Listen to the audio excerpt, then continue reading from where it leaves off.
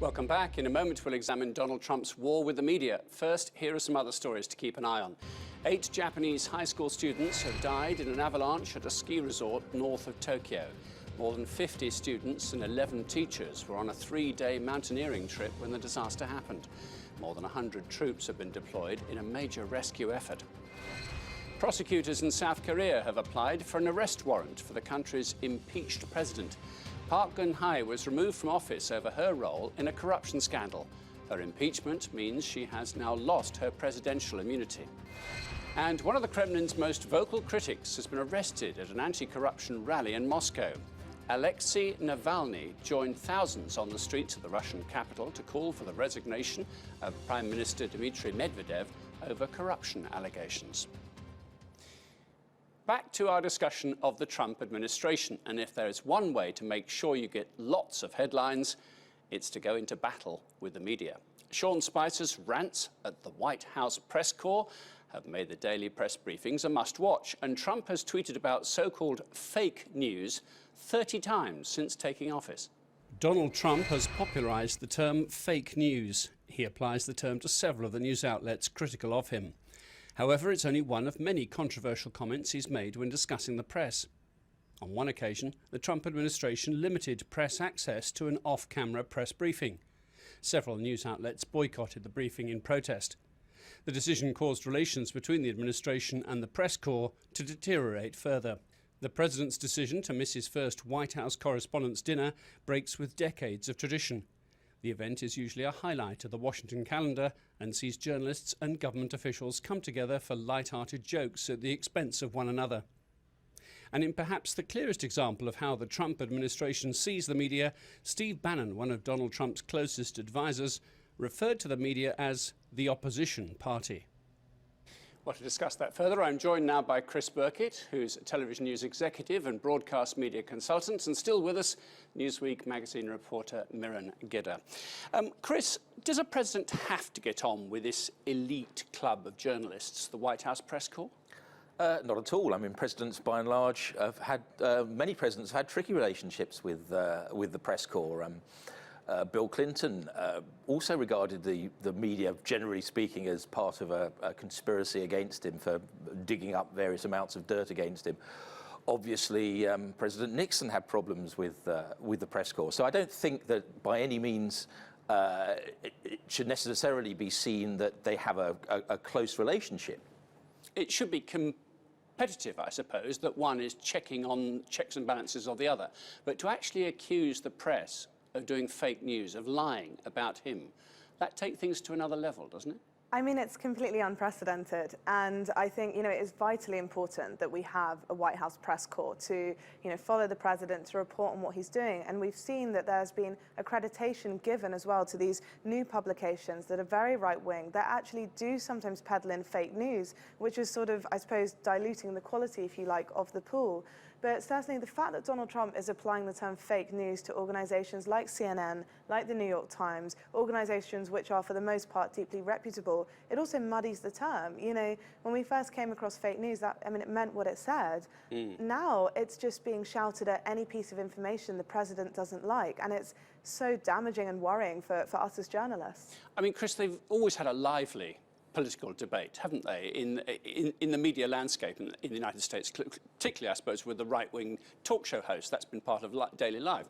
Have things moved on from there, or is this just perhaps more an extreme version of it? Well, I don't think you can look at this without seeing the influence of social media on it. And I think where the press has its difficulties is that quite often it takes social media and takes that as a cue for a story and then develops the story from social media. And I think that's the issue that if you like, the traditional press that has got its origins in the print or in television, by taking on stories that have developed out of social media, you end up with this position where Donald Trump is able to dominate the agenda by throwing some piece of red meat out there into social media.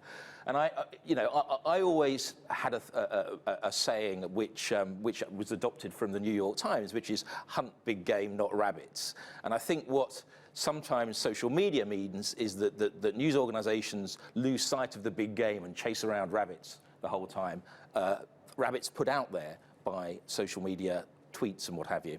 Miran, do you think that people are taking more notice of their social media feed, of what he said on Twitter directly? Or, as Chris says, it's the fact that the mainstream media, the traditional media, are amplifying what, let's face it, not everybody has got a Twitter feed.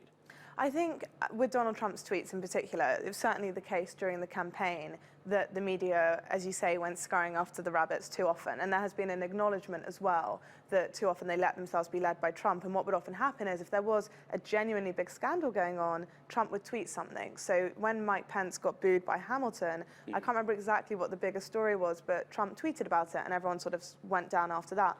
I think now we're all a lot more savvy to it. And so we would only report on Trump's tweets if they are of genuine importance or to say that they are factually inaccurate. But it is hard for the media because if you look at the number of followers Trump has, you know, his tweets do take on the importance of news just because of how many people they're reaching. So do you think there's an element of paranoia about this, that maybe the mainstream media are feeling their channel as maybe one of the rarefied few ways of getting from president to public is being undermined by this direct tweeting, isn't it? I think there may be a bit of that, but I think that more importantly, the press needs to, if you like, concentrate on big stuff. I mean, I know that you were saying that they don't concentrate; that they've started to ignore the sort of the minor tweets and things, but. I think there's sort of two elements that the press need to sort of concentrate on in order to overcome this problem. One is, you know, a real commitment to investigative journalism, which I think most people have, and that's the only way we're going to, for instance, get to the bottom of whatever the issue is around Russia. Is going to be sort of. Well, just to take your point there, Chris, most of the running with the Russia story has been done by the bloggers and the social media sites, wouldn't you say, so far, rather than serious, the big hitters?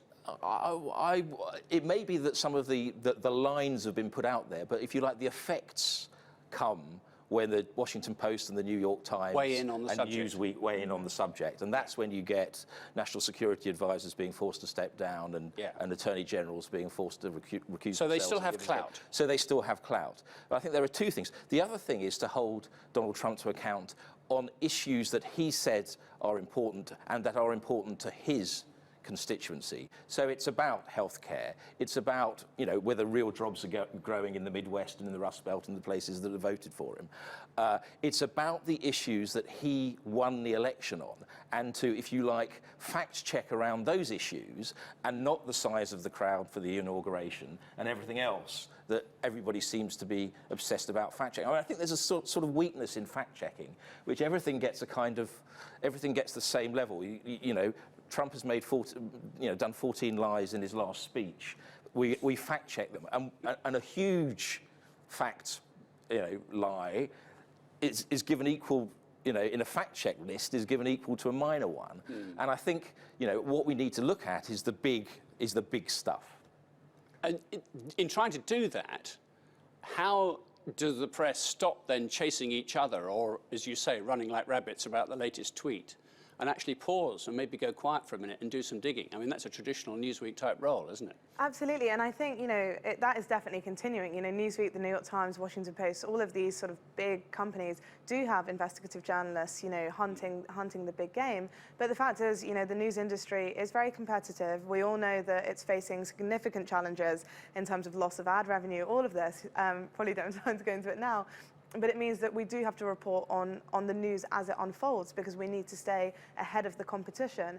And what I would say as well is, it's difficult for journalists not to fact check, because traditionally with politicians, when they make a mistake and you call them out on it, it has an impact. If you look at, for example, in this country, when Philip Hammond said that they were going to increase taxes for freelancers, increase their NI contributions, journalists called him out. They said that goes against your manifesto, and it got reversed.